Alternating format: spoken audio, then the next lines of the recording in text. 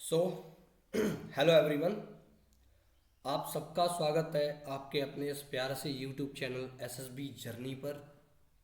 जैसा कि मैंने आपसे वादा किया था कि 6 तारीख यानी कि संडे से मैं आपके लिए नेपोलियन बैच लेके आऊँगा हिस्ट्री के लिए।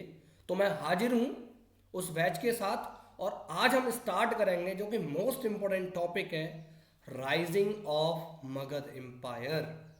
मगध एम्पायर इतना इम्पोर्टेंट है, उसका हिस्टोरिकल इम्पोर्टेंस इतना है कि हर एक एग्जाम में, चाहे वो आपका यूपी एग्जाम हो, रिलेटेड एग्जाम हो, चाहे वो एसएससी से रिलेटेड एग्जाम हो, हर एक एग्जाम में वहां से क्वेश्चन आता है।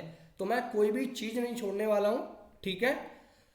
तो पहले ये देखिए, ये जो कोट है, किसी ने बड़ा बढ़िया कोट दिया है, जो पानी से नहाते हैं वो केवल लिबास बदलते हैं, और जो पसीने से नहाते हैं वो इतिहास बदलते हैं।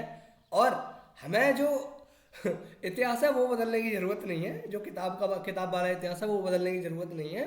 हमारे घर का जो इतिहास है वो बदलने की ज़रूरत है, ठीक है। और जो आपकी जो बैड जो भी कस्टम्स प्रैक्टिस किए जाते हैं पढ़ के, वो बदलने की ज़रूरत है, न कि अच्छी अच्छी चीज़ें बदलने की ज़रूरत, ठीक है। तो विदाउट एनी डिले हम स्टार्ट करते हैं हिस्ट्री का topic, rising of Magadh empire. तो सिंपल सी गाने भाई, आप लोगों को क्रोनोलॉजी समझनी है। भाई साहब रट्टा मारा तो खोपड़ी तोड़ दूंगा तुम्हारी, लिटरली, क्योंकि हिस्ट्री जो है वो क्रोनोलॉजी के ऊपर ही चलती है, ठीक है। हिस्ट्री है क्या एक्चुअली? क्रोनोलॉजी तो है। हिस्ट्री क्या है आपकी? क्रोनोलॉजी है। समझ में आ गई बात? तो सबसे पहली बात, हिस्ट्री की डेफिनेशन क्या कहती है? हमें हिस्ट्री की डेफिनेशन आनी चाहिए। सब लोग कहते हैं अरे नहीं हिस्ट्री गलत लिखी गई है, ये था वो था। व्हाट्सएप यूनिवर्सिटी वाले जितने भी पीएचडी स्कॉलर हैं वो क्या बोलते हैं, नहीं हिस्ट्री तो गलत लिखी है, अपने तरीके से लिख दी है तो गलत है, असली हिस्ट्री तो ये है। भाई वो नालायक प्राणी है उनकी बात पे क्या है, भरोसा नहीं करना है। बेसिकली हिस्ट्री जो है ना, जब लिखी जाती है ना, तो 10 जगह से वेरीफाई करी जाती है, 10 सोर्सेस को लिया जाता है। समझ में आ गई बात? क्योंकि हिस्ट्री को अगर मैं थोड़ा सा देखूं, हिस्ट्री हिस्ट्री जो वर्ड है ना, वो ग्रीक वर्ड हिस्टोरिया से निकला है। किससे निकला है? हिस्टोरिया। ओके, हिस्टोरिया का मतलब होता है ऐसा ही हुआ होगा, ऐसा ही हुआ होगा। समझ में आ गई बात? ठीक है। अब वो क्यों हुआ होगा? क्योंकि भाई सोर्सेज अवेलेबल है हमारे पास में, ठीक है। प्रूफ, क्योंकि हिस्ट्री जो है वो हमेशा चलती है एविडेंस के ऊपर। एविडेंस, अगर एविडेंस नहीं है तो वो चीज़ हिस्ट्री में अकाउंट नहीं की जाएगी। समझ में आ गई बात? वो हिस्ट्री में राइट नहीं की जाएगी। बेसिकली सर क्या सारी चीज़ें हिस्ट्री हो सकती है? नहीं। हिस्ट्री उन इवेंट्स का क्रोनोलॉजिकल ऑर्डर होता है। क्या होता है? Chronological order. तभी तो मैंने बोला कि भैया आपको क्रोनोलॉजी समझनी है। समझ में आ गई बात? तो हिस्ट्री उन इवेंट्स का क्रोनोलॉजिकल ऑर्डर होता है जिसका हमारे सोसाइटी पर कुछ इम्पैक्ट पड़ा हो। और इम्पैक्ट केवल एक जैसा इम्पैक्ट नहीं, अलग अलग तरीके से इम्पैक्ट पड़ा हो। इकोनॉमिकल इम्पैक्ट पड़ा हो, सोशोलॉजिकल इम्पैक्ट पड़ा हो, रिलीजियस इम्पैक्ट पड़ा हो, बहुत सारी चीजें हैं, ठीक है ना। जोग्राफिकल इम्पैक्ट पड़ा हो, तो उन इवेंट्स को क्रोनोलॉजिकली ऑर्डर में रखा जाता है और उसी को क्या बोला जाता है? हिस्ट्री कहा जाता है। द क्रोनोलॉजिकल इवेंट्स जिनका क्या है, कुछ इम्पैक्ट पड़ा हो। समझ में आ गई बात? चाहे वो इकोनॉमिकल हो सकता है, चाहे वो जोग्राफिकल हो सकता है, चाहे वो रिलीजियस हो सकता है, चाहे वो आपका जो पॉलिटिकल हो सकता है, कोई भी इम्पैक्ट हो सकता है। समझ में आ गई बात? Is that understood? तो हिस्ट्री लिखना कोई बातों का बताशा नहीं है। बहुत सारे सोर्सेज जो हैं वो क्रॉस वेरीफाई करे जाते हैं, बहुत सारे सोर्सेज क्रॉस वेरीफाई करे जाते हैं, एविडेंस लिए जाते हैं, एविडेंस, तब जाके हिस्ट्री जो है वो लिखी जाती है। तो ये बकवास बात है कि हिस्ट्री गलत है, सब बेवकूफ़ी है ये, ठीक है। और क्योंकि उन लोगों को हिस्ट्री की सही डेफिनेशन नहीं पता है क्या है। अच्छा, मॉडर्न मॉडर्न डेफिनेशन क्या बोलती है हिस्ट्री की? मॉडर्न डेफिनेशन क्या कहती है? History is not only the study of past but also the study of present to make a better future. यानी कि हिस्ट्री केवल पास्ट का ही अध्ययन नहीं है, पास्ट की स्टडी नहीं है।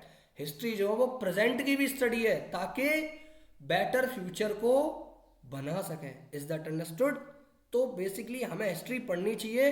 तो जो भी आपकी मिस्टेक्स हुई हैं, बेसिकली मिस्टेक्स क्या भाई, उस टाइम पे कुछ रहा होगा तो उस रूलर ने उस तरीके का डिसीजन लिया, ठीक है, तो उससे हमें सीख के कि ये डिसीजन उसका सही रहा या गलत रहा, तो हमें सीख के उस तरीके से डिसीजन लेना चाहिए। समझ में आ गई बात? तो that is actually, that is why I said to make a better future.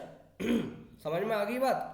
चलो, हिस्ट्री के जो फादर हैं थोड़ा बता देता हूँ। हिस्ट्री के जो फादर हैं वो हैं आपके हेरोडोट्स।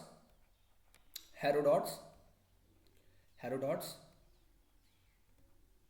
समझ में आ गई बात? हेरोडोट्स इसके फादर है। इनकी जो बुक का नाम है that is Historica. Historica, is that understood? Historica.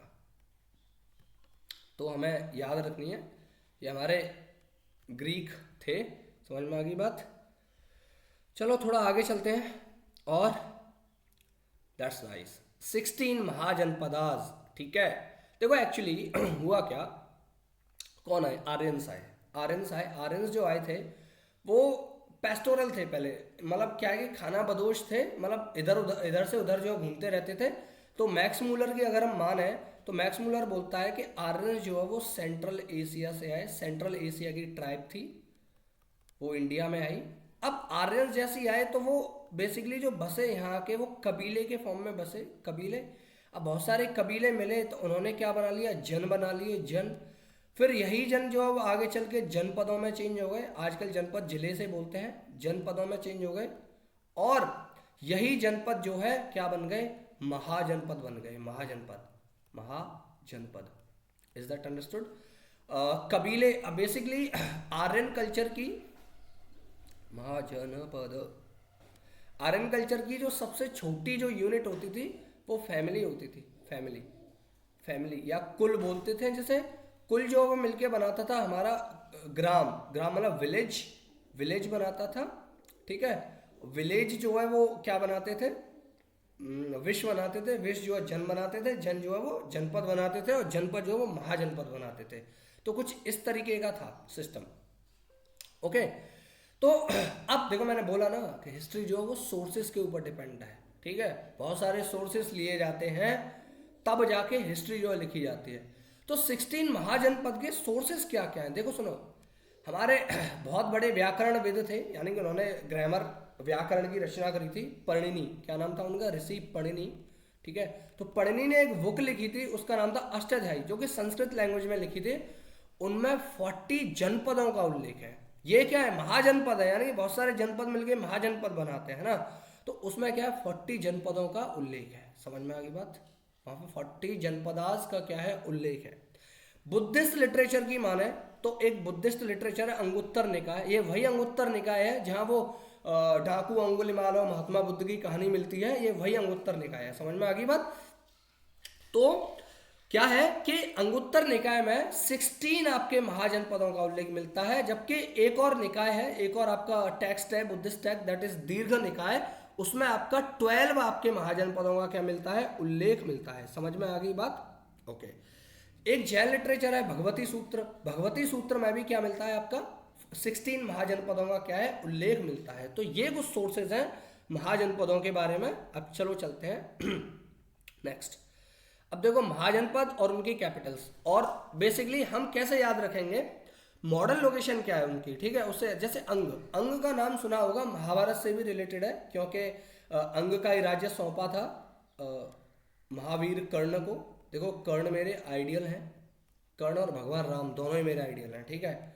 उन जैसा कोई व्यक्ति आज तक न तो पैदा हुआ है न हुआ होगा, ठीक है। तो अंग की जो कैपिटल थी दैट वाज चंपा, जो कि आज के मुंगेर और भागलपुर, ये दोनों ही बिहार के दो जिले हैं, वहां पड़ता है। समझ में आ गई बात? बिहार में।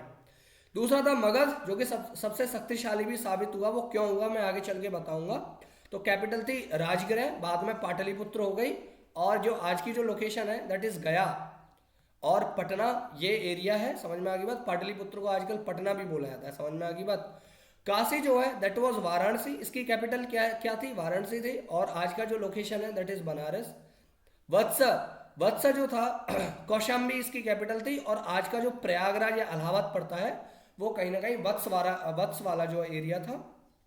क्वेश्चन, भगवान राम इसी जो थे भगवान राम थे, लॉर्ड गॉड रामा, वो इसी आपके महाजनपद के थे। ठीक है, तो कैपिटल क्या थी? अयोध्या थी, जो कि सरयू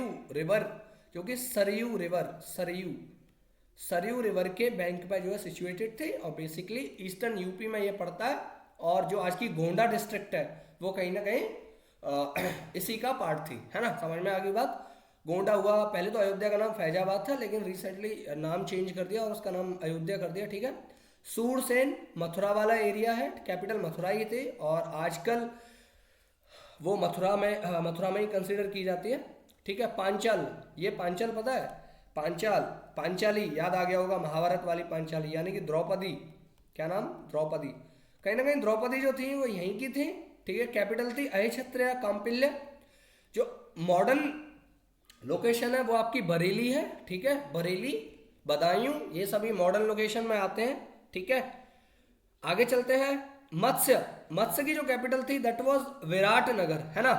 मत्स्य आजकल जो जयपुर वाला एरिया है वो मत्स्य पड़ता था। ठीक है, चेदी वाज उसकी कैपिटल थी सुक्तिमती, बुंदेलखंड वाले एरिया में पड़ता है, जहाँ पे झांसी वासी जो है।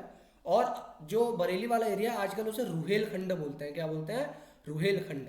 अच्छा, अवंती जो था उसकी कैपिटल थी उज्जैन। क्या थी? कैपिटल थी उज्जैन, जो कि क्षिप्रा रिवर के बैंक पे है। क्षिप्रा बहुत ही इंपॉर्टेंट है, एसएससी पूछती है कि उज्जैन किस रिवर के बैंक में situated, that is Kshipra.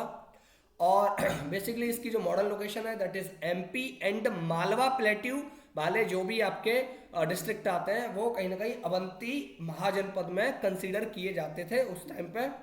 Gandhara की जो कैपिटल थी दैट वाज तक्षशिला। मामा शकुनी याद आता हुआ, गांधार नरेश। आजकल पाकिस्तान में पड़ती है ये। ठीक है, रावलपिंडी। ओके, कंबोज है जो आजकल बेसिकली राजौरी और पुंछ या हाजरा कश्मीर वाला एरिया है, वहां पड़ती है। उसकी कैपिटल हुआ करती थी हाटक, जिसे आजकल पुंछ के नाम से जानते हैं। किसके नाम से? पुंछ के नाम से। Is that understood? और ये सबसे नॉर्दर्न, अगर क्वेश्चन पता है, अब यूपीएससी कैसे बनाएगी क्वेश्चन? यूपीएससी ऐसे क्वेश्चन बनाएगी कि बताओ नॉर्दर्न महाजनपद कौन सा है, तो नॉर्दर्न ये सबसे नॉर्दर्न है। ठीक है, नॉर्दर्न यही है। और सदर्न कौन सा है? वो अशमक का है। ये रहा, ये सदर्न है, सदर्न, ये सदर्न महाजनपद है, अशमक। समझ में आ गई बात? ये सदर्न है, अशमक। इसकी राजधानी थी प्रतिष्ठान, या इसी को पैठान बोला जाता था, इसी को पोटना बोला जाता था। बैंक ऑफ गोदावरी के किनारे जो भी आपकी सिटीज हैं बेसिकली, उस वाले एरिया का नाम था ये, दैट वाज वज्जी जो था एक तरीके का रिपब्लिक था। और इसके अंदर 8 क्लैंस आते थे, क्लैंस, है ना? जैसे आपका 8 क्लैंस कौन से आते थे? जैसे जो महावीर स्वामी का क्लैन था, है ना? महात्मा बुद्ध का क्लैन था। महात्मा बुद्ध का जो क्लैन था दैट वाज आपका शाक्य क्लैन था, लिच्छवी क्लैन था। तो ऐसे ही करके 8 क्लैंस आते थे। इसकी जो कैपिटल थी दैट वाज वैशाली, है ना? और आजकल वैशाली वाले एरिया में पड़ता है, बिहार वाले एरिया में। ठीक है, मल्ल जो था उसकी जो कैपिटल थी कुशीनारा याद आना चाहिए, जब यहाँ पे महात्मा बुद्ध ने अपने प्राण त्यागे थे। ठीक है, और आज का जो देवरिया है यूपी में, वो कहीं ना कहीं कुशीनारा का ही पार्ट है। समझ में आ गई बात? तो जो हमारे 16 महाजनपद थे, या तो वो मोनार्कल थे। ठीक है, मोनार्कल में जहाँ केवल किंग जो ऑल इन ऑल होता है वो किंग होता है, या फिर रिपब्लिक थे। तो जो रिपब्लिक थे वो टोटल आपके समथिंग ये वाले क्लैंस थे जो कि ना 1 2 3 4 5 क्लैन जो थे आपके, वो रिपब्लिक थे। रिपब्लिक का मतलब ये होता है कि जो जनता है वो चुन के बैठाती थी। समझ में आ गई बात? क्लियर? जैसे हमारा इंडिया भी रिपब्लिक है, मतलब जो हमारा राजा रहता है यानी कि प्रेसिडेंट, वो हर 5 साल बाद बदलता रहता है। समझ में आ गई बात? तो कुरु पहले मोनार्कल था, लेकिन बाद में ये क्या हो गया? बाद में जो है ये आपका रिपब्लिक बन गया। आपका कंबोज हुआ वज्जी यूनियन, क्योंकि 8 क्लैंस थे इसमें, मैंने अभी बताया अर्लियर, है ना? तो ये भी आपका कैसा था? रिपब्लिक था। मल्ल और अश्मा का, ये सारे के सारे रिपब्लिक थे। अब यूपीएससी पता कैसे पूछेगी? यूपीएससी ऐसे पूछेगी, बताइए which one of the following was Republic Mahajanapada. ठीक है, तो 3 ऑप्शंस ऐसे देगी जो आपके मोनार्कल थे, और चौथा ऑप्शन इनमें से पटक देगी। ठीक है, तो ये सिस्टम है यूपीएससी के पूछने का। या फिर ऐसे पूछेगी कि बताइए which one of the following was republic mahajanapada तो दो नाम दे देगी, दो नाम दे देगी। मान लो कि यहाँ कुरु दे दिया, यहाँ कंबोज दे दिया, यहाँ पे आपका दे दिया मगध, और यहाँ पे दे दिया आपका मत्स्य, ठीक है, यहाँ पे दे दिया। तो ऑप्शन ऐसे रखेगी 1 and 2, 1 2 and 3, ओनली 1, एंड 1 2 3 4। तो बताइए राइट आंसर क्या होगा? 1 and 2 होगा। समझ में आ गई बात? तो ये कुछ सिस्टम है आपका यूपीएससी के पूछने का। समझ में आ गई बात? तो मैं छोड़ना कुछ नहीं है। चलो अब नेक्स्ट पढ़ते हैं। अब सिंपल सी कहानी है भाई, मगध एम्पायर जो था वो पावरफुल बना क्यों? क्या रीजन था पावरफुल बनने का? तो रीजन बहुत सारे थे, तो मैंने मेन रीजन यहाँ पे बता रहा हूं मैं। जो कैपिटल थी राजगृह, ठीक है भाई साहब, 5 हिल्स, मतलब 5 हिल से वो घिरी हुई थी बीच में भैया, 5 हिल्स हों तो क्योंकि भाई ये जो गुप्तचर व्यवस्था होती है बेसिकली, जो स्पाई वाली, जो आजकल रॉ और आईबी ये सब करते हैं, वो पहले भी थी, है ना। तो एक बात बताओ वो पहले इंफॉर्मेशन दे देते थे, और जो दुश्मन होते थे उनके लिए काफ़ी ज़्यादा हाई टेरेन में चढ़ना, क्योंकि हाई टेरेन तो होता ही है, वो काफ़ी ज़्यादा डिफिकल्ट हो जाता था। इस वजह से ये जो जनपद था वो पावरफुल बना, क्योंकि आक्रमण कर नहीं पाते थे, और इसके पास बहुत सारी चीज़ें थी। जैसे इसकी जो दूसरी कैपिटल थी Pataliputra, that was situated on the confluence of Ganga and Son river, ठीक है। तो कॉन्फ्लुएंस में सिचुएटेड थी, तो इससे क्या है कि कॉन्फ्लुएंस में सिचुएटेड थी, तो जो हमारा व्यापार था, मतलब ट्रेड था, वो काफ़ी अच्छा होता था, ट्रेड बहुत फ्लरिश होता था, है ना। क्योंकि ट्रेड मतलब या तो लैंड रूट से किया जाता था पहले, या फिर आपका वाटर रूट से किया जाता था, ठीक है। तो वाटर रूट में आपकी रिवर्स ही आती थी, तो ट्रेड बहुत ज़्यादा फ्लरिश होता था। तो ट्रेड से, जब ट्रेड फ्लरिश होगा तो क्या होगा, आपका इकोनॉमी बूस्ट करेगी, है ना। तो this was the main reason कि थोड़ा और पावरफुल हुआ, है ना।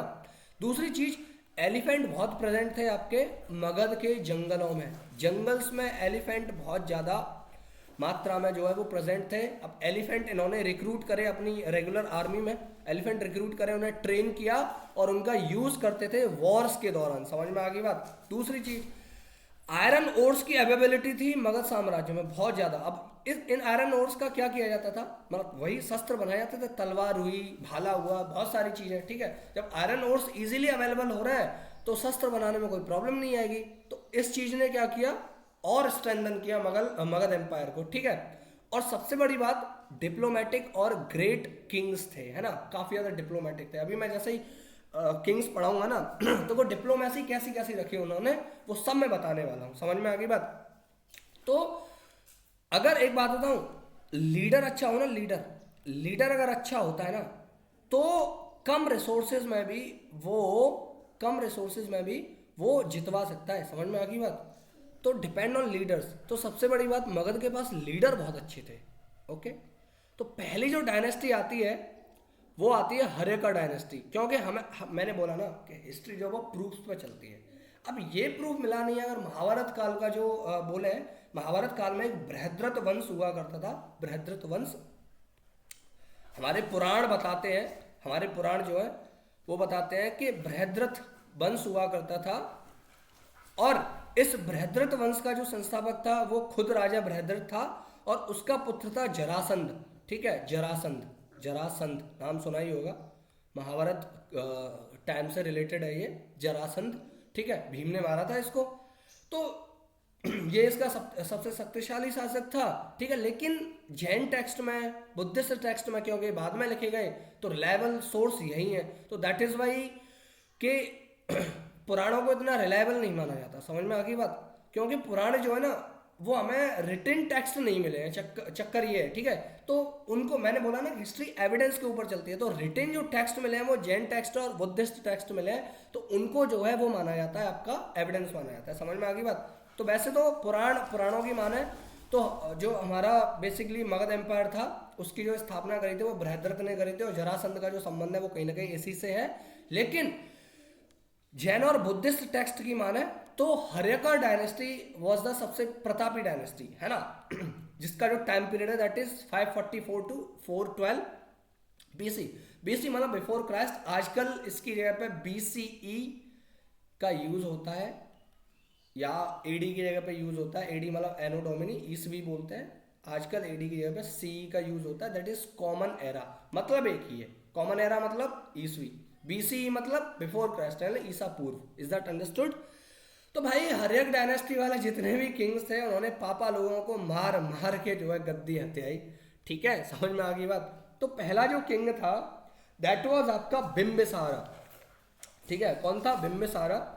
तो बेसिकली बिम्बिसार को श्रेणिक भी बोला जाता है। क्या बोला जाता है? इसका दूसरा नाम था श्रेणिक। श्रेणिक इसका दूसरा नाम था। ठीक है, श्रेणिक जो हमारे जैन टेक्स्ट है ना, जैन टेक्स्ट इसको श्रेणिक कहते हैं। समझ में आ गई बात। बेसिकली इसने दो मेथड्स जो फॉलो किए, एक था वॉर और एक था मैट्रिमोनियल अलायंस। ठीक है, मैट्रिमोनियल अलायंस। मैंने बोला था ना कि शासक अगर अच्छा है तो राज्य जो है हमारा, स्टेट जो है वो इतना फ्लरिश करता है कि बहुत ज्यादा। ठीक है, तो बिम्बिसार जो था बेसिकली इसने फोकस किया था, वॉर तो ठीक है लेकिन इसने बेसिकली फोकस किया था मैट्रिमोनियल अलायंस से। इसका मन होता था कि भाई मेरे को इस राज्य को पाना है, गेट करना है, तो वहां के राजा को भेजता था पहले समन। ठीक है, मतलब एक पत्र भेजता था, लेटर, कि देखो साहब या तो लड़ लो, या अपनी पुत्री या अपनी मतलब डॉटर, या तो डॉटर को या अपनी सिस्टर को शादी कर दो, क्योंकि उस टाइम में पॉलीगैमी तो फेमस थी सिस्टर। ठीक है, तो जो राजा डर जाते थे वो मैट्रिमोनियल अलायंस कर लेते थे क्योंकि उनका राज्य भी बच जाता था, और जो नहीं डरते थे वो वॉर करते थे तो पेले भी जाते थे, है ना। समझ में आ गई बात। तो मोस्ट जो हम चीज पढ़ने वाले हैं इसके अंदर, इसने मतलब बेसिकली जो शादी करी बिम्बिसारा ने, दैट वाज सबसे मोस्ट इंपॉर्टेंट लिच्छवी जो कि आपका वज्जी संघ का ही एक, मैंने बोला था ना 8 क्लैन थे, तो एक लिच्छवी क्लैन था। लिच्छवी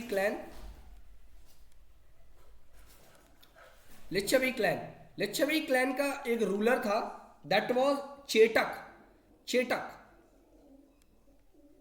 तो चेटक की जो डॉटर थी चेलना, क्या नाम था? चेलना, जैसे को छलना भी बोला जाता है कहीं कहीं, चेलना। तो चेलना से इसने क्या करी? शादी करी। समझ में आ गई बात। ओके, उसके अलावा कौशल मतलब वही भगवान राम वाला जो राज्य था, कौशल का राजा था। ठीक है, कौशल का जो किंग था दैट वाज अबा प्रसेनजित। ठीक है, कौशल का किंग था प्रसेनजित। ठीक है, तो कौशल का जो किंग था प्रसेनजित, तो प्रसेनजित की जो सिस्टर थी, सिस्टर उसका नाम था महाकोसला। कोसल से याद हो जाएगा आई थिंक आपको, उसका नाम था महाकोसला। तो महाकोसला से इसने क्या करी? शादी करी। समझ में आ गई बात। ठीक है, और इसे दहेज में, जैसे महाकोसला से शादी करी तो इसे डाउरी में क्या मिला? काशी मिला, काशी। समझ में आ गई बात, काशी इसको मिला डाउरी में। ओके, आज का जो कुरु जो उस टाइम पे मतलब हस्तिनापुर और ये सभी जो आते थे वो कुरु में आते थे। तो मध्य देश बोला कुरु के पास में ही था, मतलब एक नियर बाई आपका एक स्टेट था, एक तरीके से राज्य था, नियर बाई राज्य था। दैट वाज आपका मध्य देश बोलते थे उसे, मध्य देश मतलब बेसिकली पंजाब में पड़ता है। किसमें पड़ता है? पंजाब में, मध्य देश। तो मध्य देश की प्रिंसेस थी क्षेमा। क्या नाम था उसका? क्षेमा, KSHEMA, क्षेमा। तो क्षेमा से इसने क्या करी? शादी करी। समझ में आ गई बात। अच्छा, इसकी डिप्लोमेसी इतनी बेहतरीन थी कि मतलब मैट्रिमोनियल अलायंसेस ने बैठाए, है ना। उसके अलावा क्या करे, मतलब वॉर भी कराए इसने, और उसके अलावा थोड़ा सा वही है ना कि मित्रता भी इसने निभाई, मित्रता। ठीक है, तो इसके शासन काल में, इसके रेन में एक बहुत बड़े वैद्य रहा करते थे जिनका नाम था जीवक। क्या नाम था? जीवक। तो जीवक, इनका नाम था जीवक, है ना। तो इन्होंने हुआ क्या था कि जो अवंती, जो आपका महाजनपद था अवंती, तो अवंती का जो राजा था दैट वाज चंड प्रद्योत। तो चंड प्रद्योत को पांडु रोग हो गया। क्या हो गया? पांडु रोग। ठीक है, अब पांडु रोग हो गया। पांडु रोग आजकल के पीलिया को बोलते हैं, पीलिया। है ना, समझ में आ गई बात। जॉन्डिस, जॉन्डिस हो गया तो होता क्या है कि अब भाई साहब पहले जो आपका अवंती जो स्टेट था, मतलब अवंती जो महाजनपद था, इसके अगेंस्ट में चलता था, है ना। लेकिन इसने क्या किया, उससे मित्रता करने के लिए, क्योंकि ये दुनिया का उस टाइम पे मतलब बेसिकली इंडिया का सबसे बड़ा वैद्य था, है ना, तो इसको भेजा, है ना, और इसने आगे जीवक को भेजा चंड प्रद्योत के यहाँ, और इसने आगे पीलिया को ठीक कर दिया। समझ में आ गई बात। तो ये थी आपकी स्ट्रेटेजी, ये थी डिप्लोमेसी, है ना। अब इसको मार दिया इसी के बेटे ने, समझ में आ गई बात। इसके बेटे ने, अजातशत्रु, इसने अपने बाप को ही मार दिया। तभी तो मैंने बोला पापाओं को मारने वाले, समझ में आ गई बात। हर एक बंदा मतलब जो भी बैठ रहा है इनके यहाँ, वो पापा को मार के ही बैठा है। तो अजातशत्रु ने बिंबिसार की क्या कर दी, हत्या कर दी और गद्दी पर बैठ गया।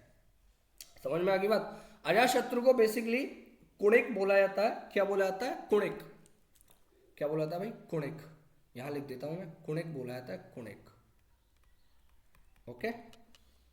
इसका जो रेन था that was 492 BC to 460 BC। Is that understood. ये इसका रेन था, ठीक है। अब देखो, ये बेसिकली जो उसने शादी करी थी ना चेलना से शादी करी थी ना, तो ये चेलना का पुत्र था। लेकिन उसने महाकोसला से भी शादी करी थी बिंबिसार ने। अब इसे कोई फर्क नहीं पड़ता, है ना, इसे जीतना है तो जीतना है। तो इसने कौशल नरेश प्रसेनजीत को क्या करा, हराया। सबसे बड़ी बात, इसने कौशल किंग प्रसेनजीत को इसने हराया, ठीक है। प्रसेनजीत को इसने क्या है, हराया, डिफीट किया, है ना। समझ में आ गई बात। बाद में क्या है कि समझौता हो जाता है, और प्रसेनजीत क्या काम करता है, अपनी पुत्री मतलब अपनी जो बेटी थी, वाजिरा नाम था उसका, अपनी बेटी थी वाजिरा को क्या कर देता है, इसके साथ शादी कर देता है, ठीक है। मतलब सेम कहानी, हरा दी और मैट्रिमोनियल अलायंस भी बिठा दिए, ठीक है। उसके बाद में ये जो है ना वज्जी संघ मैंने बताया था 8 क्लैंस थे उसके अंदर। वज्जी संघ के साथ में इसका युद्ध हुआ और इसने वो भी जीत लिया, मतलब इसने वज्जी को भी हरा दिया। वज्जी जो यूनियन था उसको भी इसने डिफीट कर दिया। समझ में आ गई बात। वज्जी यूनियन को डिफीट किया इसने, ठीक है। ये मतलब एक तरीके से पता है तुमने बाहुबली मूवी देखी होगी, बाहुबली, है ना। बाहुबली में क्या है कि जो बाहुबली है वो कुछ मतलब अलग तरीके से, मतलब वो अलग तरीके के हथियारों का यूज करता है, वो पत्थर लेके और कपड़ा वपड़ा। तो बेसिकली वो कहानी एक्चुअली जो कहानी है ना वो बना दिया है कि हाँ मतलब एक तरीके से वो कहीं ना कहीं अजातशत्रु की कहानी है। उसने वज्जी यूनियन को हराने के लिए दो एक विशेष प्रकार के मतलब हथियारों का प्रयोग किया। उनको आपका रथमूसल,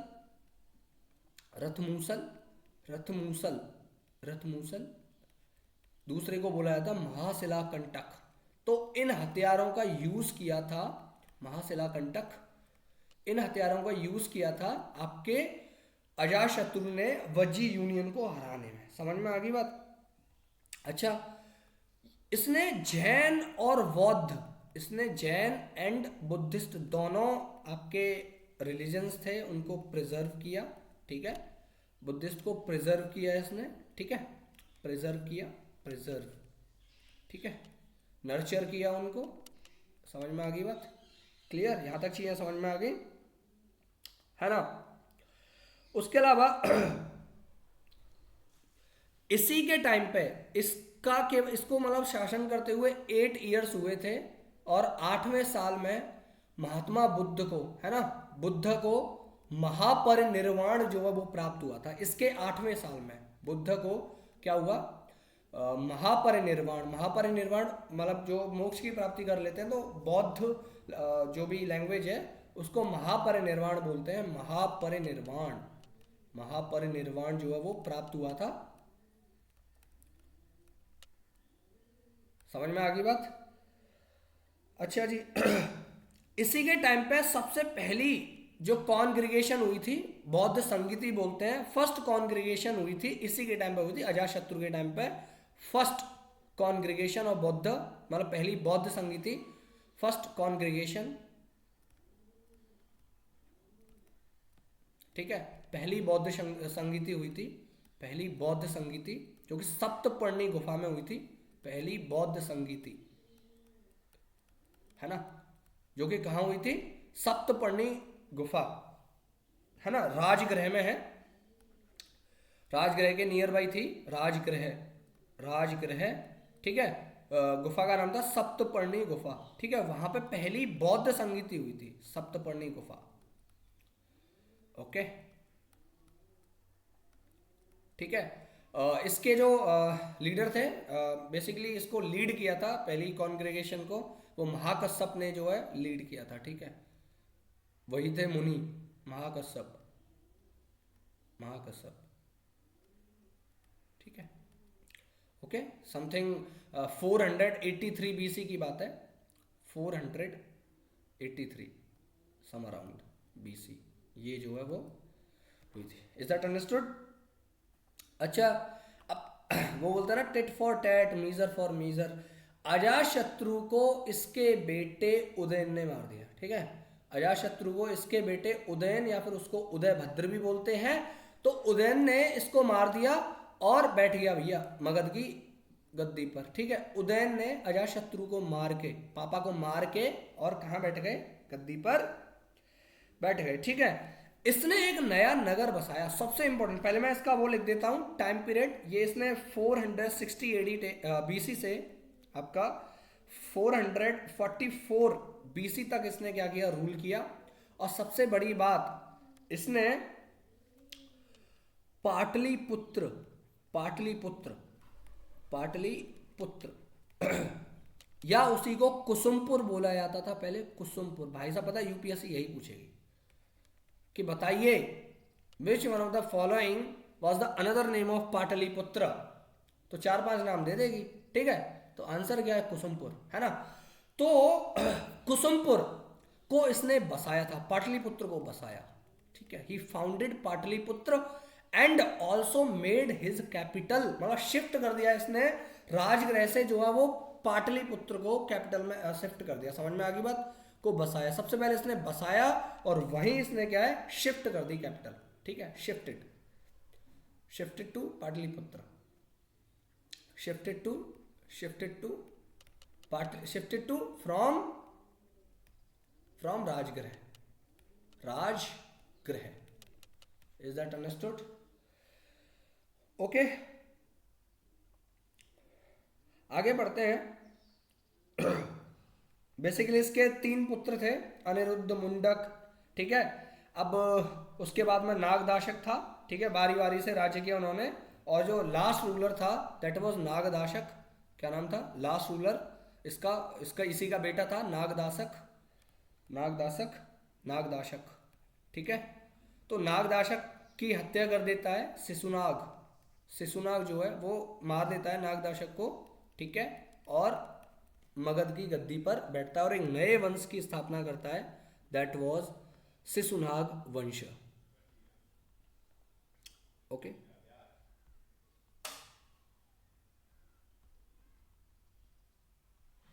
शिशुनाग डायनेस्टी, है ना। क्या हुआ भाई, नीचे क्यों नहीं हो रहा है भाई, क्यों नहीं हो रहा है?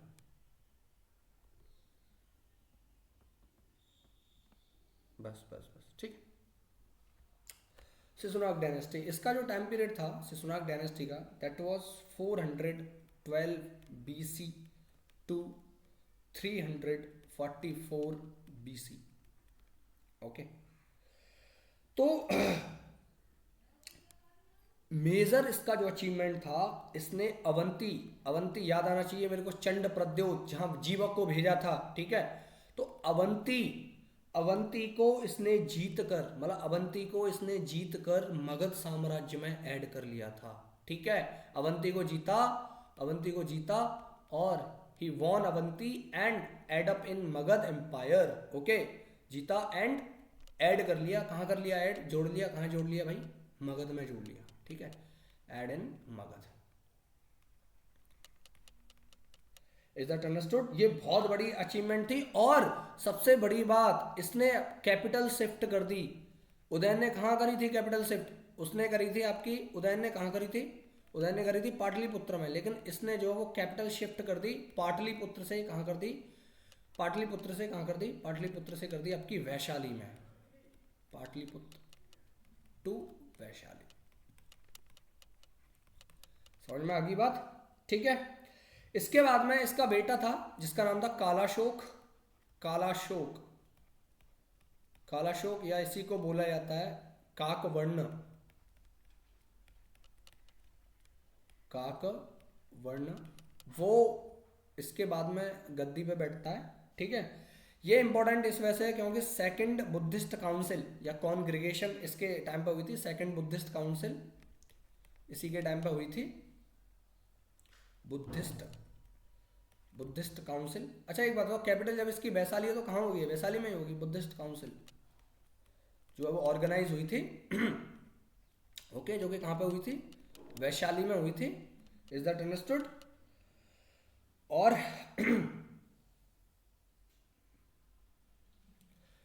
और इसको लीड किया था, बेसिकली इसको जो लीड किया था सेकंड बुद्धिस्ट काउंसिल को, दैट वाज आपका, याद नहीं आ रहा, चलो बताएंगे किसी दिन, है ना। नेक्स्ट कालाशोक भी मारा जाता है, इसको भी मतलब छुरा घोंप के हत्या कर दी जाती है। और कौन करता है, ये महानंदिन, ठीक है, Mahanandin. Okay, is that understood? Nanda dynasty, इसका जो टाइम पीरियड है that is 344 AD, 344 BC, sorry 344 BC to 324 BC. Basically Mahanandin जो था इसका फाउंडर था नंदा डायनेस्टी का, लेकिन इसको मार देता है आपका महापदम नंदा, है ना, महापदम नंदा, जो कि सबसे मगध वंश का सबसे शक्तिशाली, मतलब मोस्ट पावरफुल जो रूलर था, मोस्ट पावरफुल वो यही था। और ये पहला शूद्र वंश भी था, है ना, फर्स्ट शूद्र डायनेस्टी, फर्स्ट एक तरीके से फर्स्ट शूद्र डायनेस्टी वो आपकी नंदा डायनेस्टी थी। इसको दूसरा महापदम नंद को सेकंड परशुराम भी बोला जाता है, सेकंड परशुराम, क्योंकि क्षत्रियों से बहुत ज्यादा चिढ़ता था और इसने कई बार मतलब क्षत्रियों को मारा, है ना, तो सेकंड परशुराम भी बोला जाता है, परशुराम,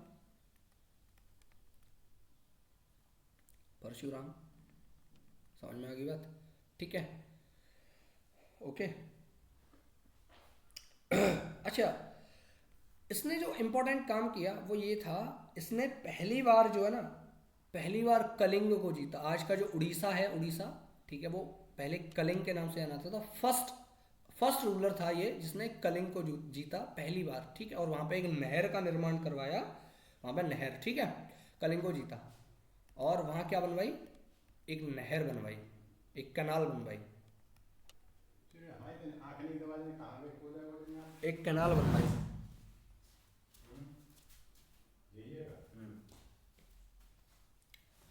एक कैनाल जो है वो बनवाई, ठीक है। इसका जो हमें एविडेंस मिलता है इस कैनाल का या फिर कलिंग जीत का, दैट इज खारवेल के हाथी गुफा अभिलेख में, हाथी गुफा इंस्क्रिप्शन, हाथी गुम्फा इंस्क्रिप्शन, जो कि खारवेल ने लिखवाया था और संस्कृत लैंग्वेज में इंस्क्रिप्शन,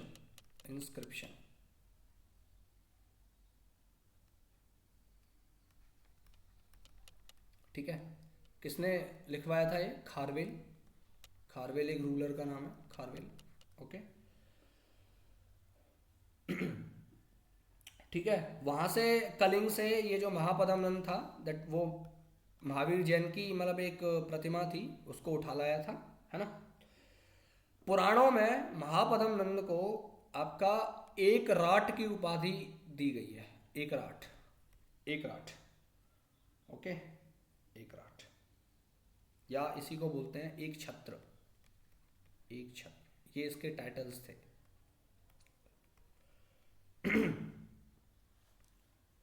बेसिकली मैंने अभी नाम बताया था पढ़नी, जिन्होंने अष्टाध्यायी लिखी है वो इसके फ्रेंड थे, महापदम नंद के पढ़नी जो थे वो इसके फ्रेंड थे जिन्होंने अष्टाध्यायी लिखी है, ठीक है। और बहुत इंपॉर्टेंट रूलर है, समझ में आ गई बात, याद रखना जो भी है इसके बारे में। Next one, and the last ruler of Nanda dynasty that was Ghanananda. ठीक है, बेसिकली बहुत ज़्यादा कंजूस था, है ना, फ्रूगल था, काफ़ी ज़्यादा फ्रूगल, कंजूस। He was such a frugal man.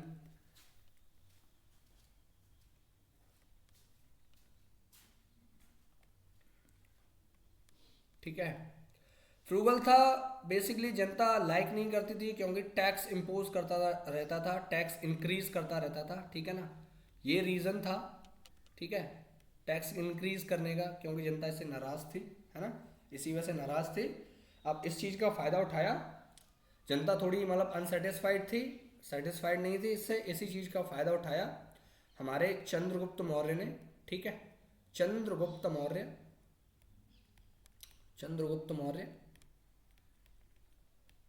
और चाणक्य, यानी कि विष्णुगुप्त भी बोला जाता है, चाणक्य, चाणक्य की हेल्प से हराया इसको, और एक नए डायनेस्टी, जिसको मौर्यन डायनेस्टी भी बोला जाता है,